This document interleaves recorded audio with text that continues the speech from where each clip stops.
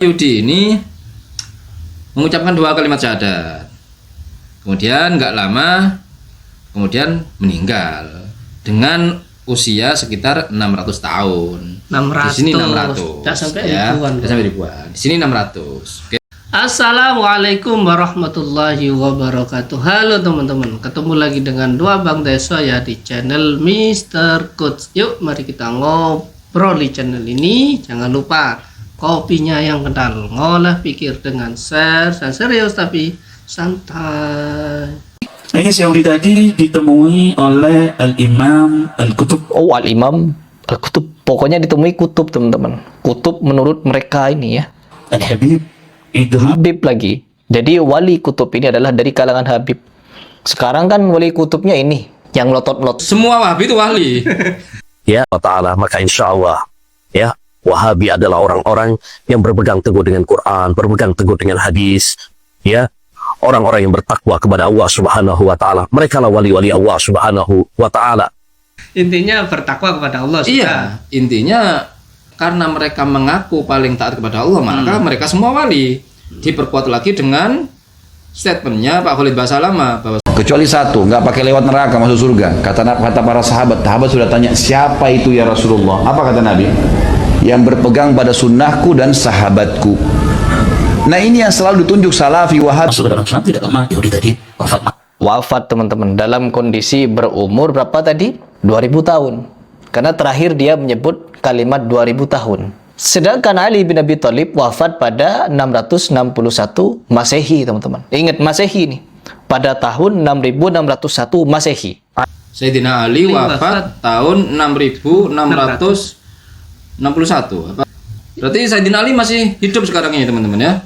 Menurut dari Pras, belum meninggal. Masehi. Nanti meninggalnya Sayyidina Ali itu nanti tahun 6661. Lebih 6000 Pras, kalau lebih jangan banyak-banyak. Ya, ini orang kalau terlalu semangat untuk menyalahkan orang lain. Nah, ini makin konyol lagi statementnya dari Pras ini daripada statement dari Habib ini ya. Daripada dibanding dengan statementnya Habib ini, Bos ya. Oke, teman-teman. Dari mana cerita ini berasal? Kita telusuri, Bos ya. Cerita ini berasal dari, ini di Sindo News, teman-teman ya. Saya nyari di kitab-kitabnya nggak ada, di referensi PDF nggak ada, di situs-situs Timur Tengah nggak ada. Adanya di ini, di sindonews.com. Sumbernya dari Ustadz Dr. Miftah El-Banjari, pakar ilmu linguistik Arab dan tafsir Al-Quran, kebahasaan alumni Jam'iyah Dual Arabiyah Mesir. Nah, ini Bos. Kisah ini merupakan kisah nyata yang dialami seorang tokoh ulama di Hadramut, Yaman, bernama Habib Idrus bin Husain Al-Idrus. Ya, benar, Bos ya. Yang diakui kewaliannya, seorang tokoh ulama yang memiliki kedudukan tinggi di antara para tokoh ulama, pejabat dan masyarakat awam di kisaran tahun 1244 nih. Berarti Habib Idrus bin Husain Al-Idrus ini hidup di sekitaran itu. 1244. Ya, oke. Ini suatu hari Habib ini bersama 30 pengikutnya singgah di kota Kabul dan Teheran. Beliau mendengar kabar mengenai seorang lelaki Yahudi yang umurnya mencapai ratusan tahun. Nah, berarti ini di kota Kabul dan Teheran. Antara kedua ini, Bos ya, daerahnya, Bos ya. Lelaki itu konon katanya sahabat dekat dengan Sayyidina Ali bin Abi Thalib ya, 601 sampai 661 nih Masehi ini ya. Yang Hiriplas keliru ini. Dan pernah mengikuti pertemuan Khaybar. Sang Habib mengumpulkan informasi mengenai lelaki Yahudi itu dari masyarakat. Nah, jadi kejadian ini di Kabul dan Teheran, Bos ya. Kalau nggak di Kabul dan Teheran ini, ya. Ini ternyata Yahudi ini sahabat Sayyidina Ali. Walhasil ketika di Khaybar ini gelut ini, Bos. Duel. Sayyidina Ali dan orang Yahudi ini. Ketika si Yahudi ini terdesak sudah dan mau diselesaikan nih sama Sayyidina Ali, si Yahudi ini berteriak, aku temenmu, masa kamu tega, kan gitu.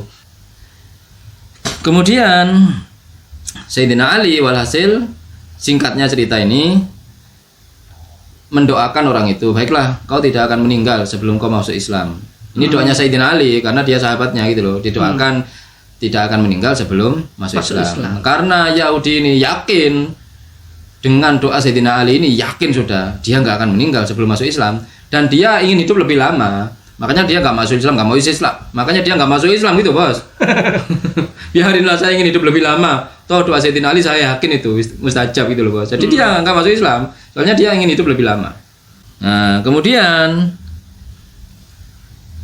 ternyata setelah Habib ini dapat kabar itu, ternyata tokoh masyarakat itu membenarkan kabar tersebut. Dengan rasa penasaran, Habib Idrus beserta rombongan akhirnya sepakat untuk mencari lelaki Yahudi yang usianya berabad-abad ini. Setelah memperoleh petunjuk dari seseorang bahwa terdapat suatu daerah yang dihuni sekitar 100.000 orang Yahudi, mereka adalah cucu-cucu laki Yahudi yang berumur panjang. Mereka senantiasa menengok datuk mereka yang berusia sangat tua itu. Nah, dari sini kejanggalannya ini, bos. Tadi kan Habib Idrus bin Husain al Idrus ini sudah ada lokasinya tuh. Itu sudah agak valid tuh beritanya. Kalau nggak daerah Kabul, daerah Teheran tuh, ya. Kemudian ketika hendak menemui Yahudi yang panjang umur itu, di sini tidak disebutkan, hanya lokasinya. disebutkan suatu daerah. Daerah mana? Kan harus disebutkan, kan tadi sudah disebutkan Kabul atau Teheran. Nah, daerah mana? Biar jika ditelusuri itu, jika ingin datang ke TKP itu ya cross check itu bisa dibuktikan datanya secara valid kan gitu. Ini nggak bisa dibuktikan nih kalau sudah menunjukkan satu daerah sudah. Masa ya kita ngacak-ngacak Kabul dan Teheran ya kan? Jangan setelah diacak-acak ternyata nggak ada sama sekali cerita kayak gitu, andaikan lo ya. Nah, terus di situ daerah itu ada 100.000 dari manusia yang berumur panjang. Berumur panjang. Oke, 100.000 banyak loh ya. Yahudi ini mengucapkan 2 kalimat syahadat. Kemudian nggak lama kemudian meninggal dengan usia sekitar 600 tahun. 600. Di sini 600. Tidak sampai ya, ribuan. Tidak sampai ribuan. Di sini 600. Oke. 600. Berarti kan ya, tadi kan datanya ini, bos. Habib Husain ini ya kisaran hidup 1244. Ya. Sedangkan umur Yahudi itu sekitar 600 tahun. Berarti ini kan dikurangi 600, bos ya? Ya, 1200 ini dikurangi 600. Berarti kan dari 600. 644. Ya, 600. Berarti sesuai kalau 600 nih ya. Habib ini hidup di tahun 1244. Lalu dikurangi 600. Jadi sisa 644. Sesuai, berarti ini Sayyidina Ali belum meninggal. Kan Sayyidina Ali meninggalnya 661. Ya kan? Berarti kalau 600 tuh sesuai datanya. Masih sesuai ya. Kemudian hanya saja yang tidak bisa di cross check datanya adalah daerahnya itu. Daerah mana? Tidak menyebutkan daerah tertentu ya secara spesifik.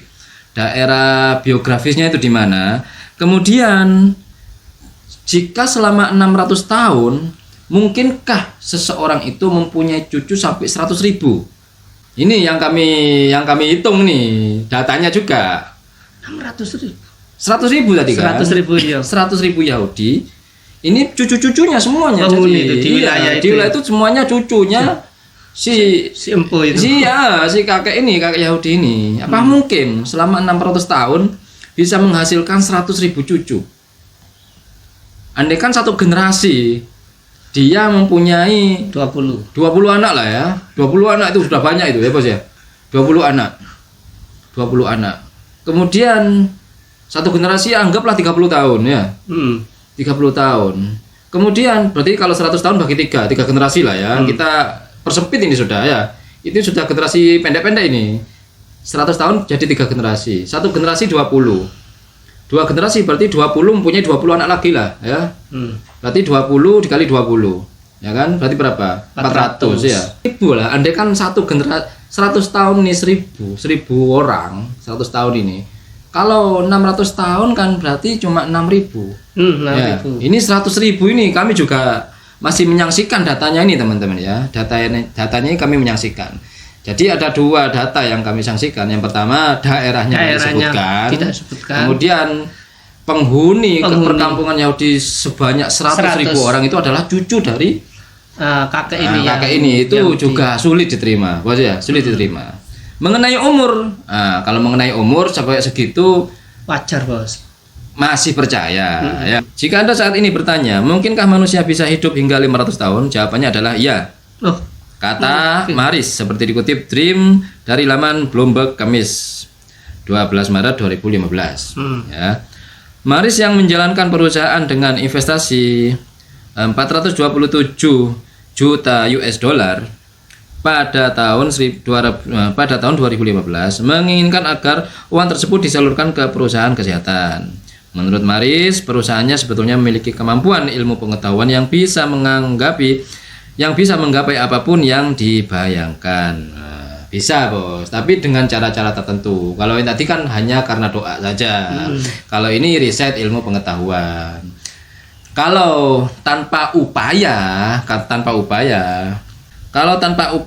hanya bermodal pola makan yang sehat, kemudian pola hidup sehat dan pikiran positif, itu saat ini tercatat ada mungkin sekitar 5 atau 8 orang yang berumur panjang sampai 120 tahun.